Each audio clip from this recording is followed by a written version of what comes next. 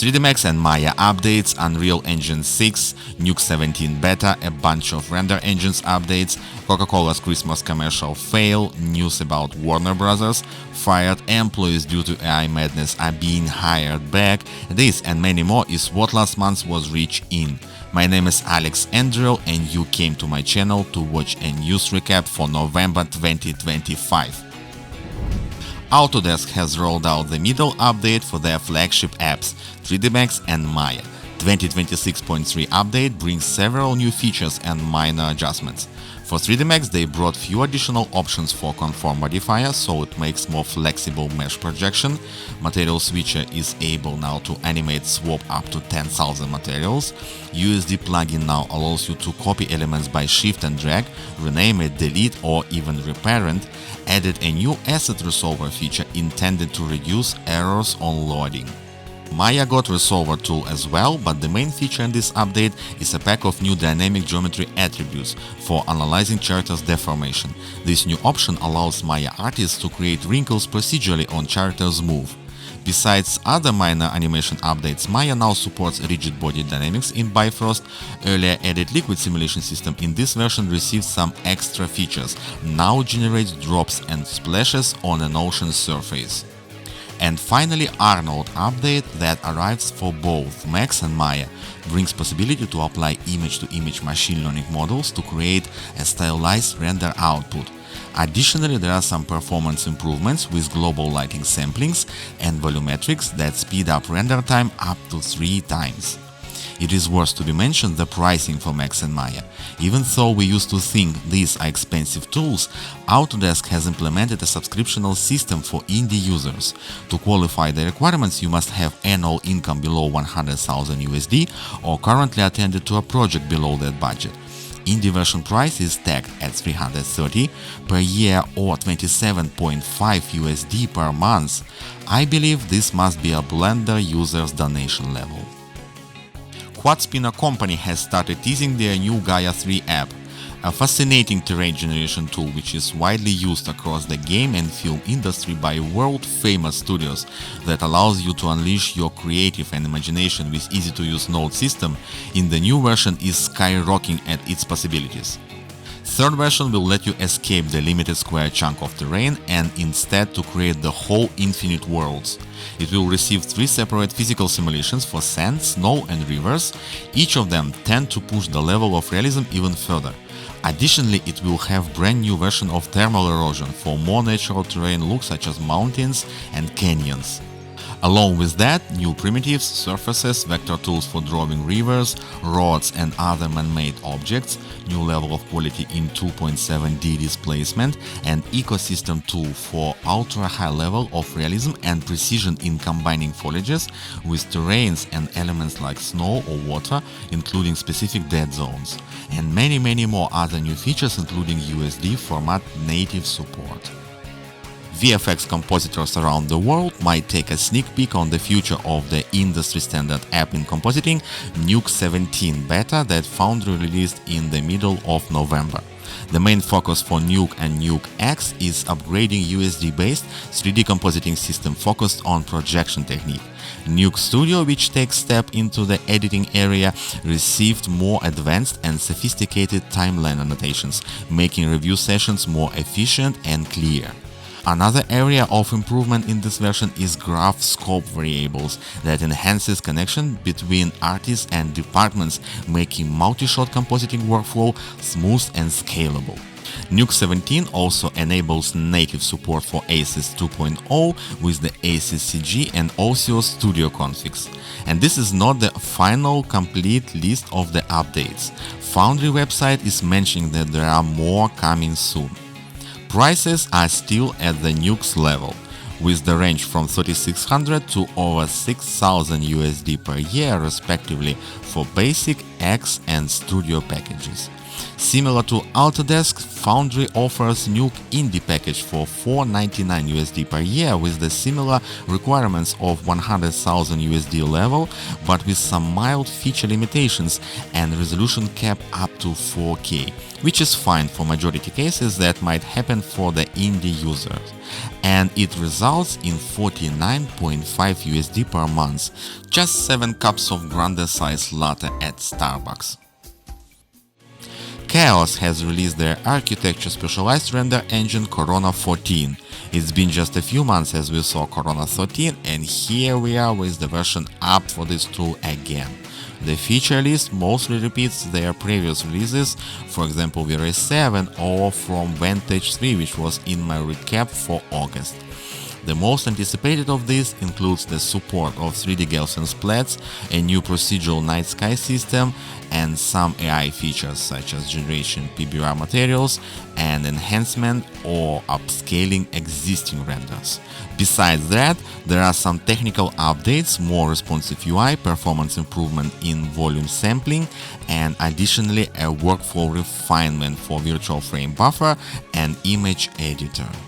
All toy company rolled out the middle update for their Octane Render. This popular GPU render engine in 2026.1 Beta 2 version includes tons of bug fixes and optimizations, but the core improvement here is performance boost for all NVIDIA devices for all supported compute models. For the proper functioning, it requires a GPU driver update. Besides technical updates, Autoy implements the support changes. From this version they added the support in simplified Chinese language. During the Unreal Japan Fest, CEO of Epic Tim Sweeney continued teasing his vision of the future of game development and their goals for Unreal Engine 6. At this point, Epic has two worlds for artists, Unreal Engine for major game developers and Unreal Editor for Fortnite creators. Meanwhile, first one brings incredible level of realism and tons of advanced technologies for game and VFX industry, the second one has simplicity at its core. And when we merge this high-end development tool with easy-to-use system from Editor, it will take a few years and that will become an Unreal Engine 6. The goal is to unify the complexity level from AAA and indie titles, said Tim Sweeney. Also, he mentioned their financial situation, which is pretty far from prosperity. Just a year ago, Epic has laid off 16% of its developers, and Tim Sweeney wrote an open email to them. For a while now, we have been spending way more money than we earn. In his interview for The Verge, Sweeney says that reining in the Epic spending was part of what brought the company to this point. Last year, before Unreal Fest, we were spending about $1 billion a year more than we were making. And according to his latest comments, now they are spending a little more than they earn. Pixar has released a new version of their world-famous and awarded render engine, RenderMan 27. Honestly, this is even scary to say, version 27. Originally created by Pixar a long time ago in 1987, it was broadly used for the rest of Hollywood animation and movie projects, such as Jurassic Park, Toy Story, Monster Incorporation, Finding Nemo, my favorite one, WALL-E, and many more others. This is the most essential update to RenderMan for the last decade. It transforms its XPU, a software hybrid CPU and GPU render engine, into a system ready for the both final output and interactive preview. RenderMan 27 XPU received denoising feature, deep workflows, support for mates and other elements for compositing, extended shading capabilities, and even the support of multi-GPU render systems. Introduced in RenderMan 24 several years ago, XPU was just an alternative for the only CPU rendering system, suitable for only fast previews. Today became a powerful, ready for final output render tool, and to prove that, Pixar used XPU system for the new Toy Story 5 animation, which is coming next year. RenderMan has compatibility with Maya, Houdini, Katana and Blender, sadly admitting the quite rare case of 3D Max absence in this list. Similar to what Chaos is planning for V-Ray that we mentioned in October's recap, BorisFX brings to their Sapphire post-production plugins an implementation of AMD GPU support via HIP module. Originally created using CUDA API, expectedly it was supported only CUDA-based GPU. Meanwhile, the level of popularity of this set of plugins is mind-blowing and the demand is high enough. So, to cover bigger audience and bring compatibility with all GPU devices on the market, including cheaper professional-grade GPUs like Radeon Pro or new AMD system-on-chip Ryzen AI Max Pro, with the help of HIP module, original code was ported to run on AMD systems. Larisa Supnik, lead software engineer at BorisFX, said HIP is so good that porting Sapphire code to AMD was easier than initial CUDA conversion. Sounds promising since more and more often we hear about this HIP tool. It gives a confidence about such a ports, unlike it was before, and porting became a synonym of something with the poor quality. Nicholas Siever, CEO of DjangoFX company, continues to tease audience with capabilities of the future EmberGen 2. In his video, he demonstrated a considerably much detailed explosion that we used to see from EmberGen 1. With the resolution of 750 millions of voxels, it equals to 3.4 billions of voxels as it would be in vanilla version, and resulted in 2 frames per second with VRAM usage only 20 GB. Speaking of expected features and upgrades for EmberGen 2, some of them personally I would happy to see even add offline tools such as Phoenix FD from Chaos. I'm talking about the sparse simulation volumes. For GPU simulations, memory usage is crucial, and sparse simulation systems allows to operate with up to 10 times more voxels depending on particular case. So 48 GB VRAM GPU will manage to simulate up to 2 billions of active voxels. That is equal to 10 billions of voxels in EmberGen 1. And besides this, simulation performance for particles is expecting massive upgrade too, so we'll run up to 500 million of particles at 24 GB GPU. Also possibility to retime, resume or play back and forward just as normal timeline, pipeline integration for USD format, granular fluid simulation, this I would like to have on Phoenix 2 by the way, improved rendering with path tracing and many more other highly valued features. EmberGen 2 is expected to be released in 2026.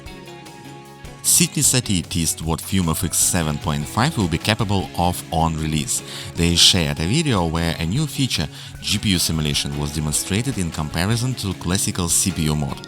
Expected speed boost under NVIDIA CUDA acceleration might reach up to 5 times. Another fantastic ability in this coming new version is to overcome the issue of all GPU simulation tools at GPU memory limits, and Sydney Satie is teaching FumeFX to avoid it. Once VRAM is full, the system, instead of crash or stop, simply switching back to CPU with RAM memory and letting your simulation finish. Honestly, this is extremely elegant solution to this problem and I can't wait to try it on my own. GPU simulation feature will arrive to the older versions of FumeFX as well and will become available in the version 6.5 for Maya and Cinema 4D. These days last year, the whole internet community was having a fun of CocaCola's decision to reproduce their iconic Christmas commercial with the power of AI. Every LinkedIn thread was full of confusion and disgust. Well, people say this is insanity to keep doing the same way and expecting different results. And seems like Coca-Cola is insane. A year after that massive fail, they decided to repeat it for encore. I guess someone said on a meeting, hey, let's swap all human beings to a cute animals. People love the animals, so they're going to like our commercial. And they did so. No more people, only cringy and over-detailed animals. Okay, fine, considering how serious degrade we have seen from Coca-Cola last year. But for God's sake, in 2025, it looks like they didn't have a supervisor at all, at least a human one. No one can explain what the hell is going on with those damn trucks. The level of inconsistency across the whole video is unbelievable. This is phenomenal, seriously. I can't find any explanation why such a company which had so beautiful and marvelous Hollywood-grade commercials in the past, end up with this. Totally blind prompting and total neglecting and ignoring community response. What an interesting time we're living in. The bigger company is, the dumber decision about AI they make.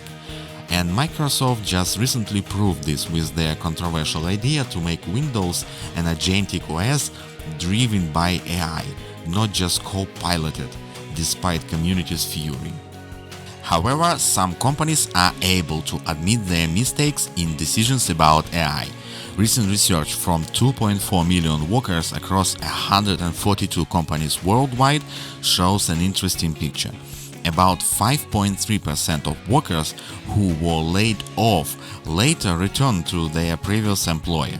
I would add my note here, this considers straight return only, and what is total percent of position that has been refilled back from the labor market might be even higher, probably doubled. And how about those companies which hide their failure of AI implementation and keeps position unlisted? Another research shows even darker perspective for invested into unautomated systems companies. Up to 95% of those investments does not return. I'm still composing the big video about AI. Last month was kind of full of hassle and emergencies at my location, so video releases on this channel, including this current recap, was a little bit postponed, yet still in the queue. The news report, which came right to my editing app just an hour ago, WarnerBros. Discovery has been sold to Netflix for $82.7 billion. Along with HBO Max streaming service and other assets, it will acquire its game studios as well. Rocksteady, Mortal Kombat creators NetherRealm, Avalanche Studio and WB Games Montreal. The deal is expected to close in the third quarter of 2026. Once this report went public, two co-CEOs of Netflix and CEO of Warner Bros. Has posted their comments. The words of David Zaslav, current Warner Bros. Boss, caught my attention. Today's announcement combines two of the greatest storytelling companies in the world to bring to even more people the entertainment they love to watch the most. For more than a century, Warner Bros. Has thrilled audiences, captured the world's attention and shaped our culture. By coming together with Netflix, we will ensure people everywhere will continue to enjoy the world's most resonant stories for generations to come. Shining words indeed. But if all this is true, so where did the 50 billion debt came from? Roughly 60% of the paid price by Netflix. This is what we have got from November. Looking forward into the next months. I hope to release all scheduled videos and tutorials. We'll appreciate any support for this video. Thank you for watching. See you. Bye.